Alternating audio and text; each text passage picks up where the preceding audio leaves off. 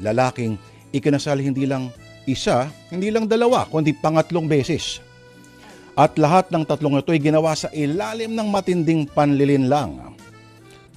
Sa pagsisinungaling sa harap ng altar, batas, at ang pobreng babaeng tatawagin niyang Mrs. Correct! At hindi puso ang umiiral sa kanya sa lahat ng tatlong seremonya, kundi ang kanyang kalamnan na parang walang alam na kabusugan. Kung ano ba yan? Mga kapatid, kung paano nangyari yan, kung paano nagkaroon ng tatlong asawa ang isang mandaragat, Miss Seaman.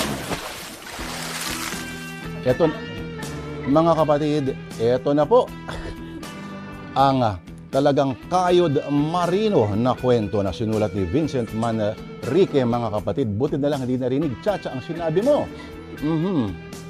Sa oras pa na 10:04, atin na pong simulan dito sa Sana Lord ang dalang pinamagatang I do, I do, I do.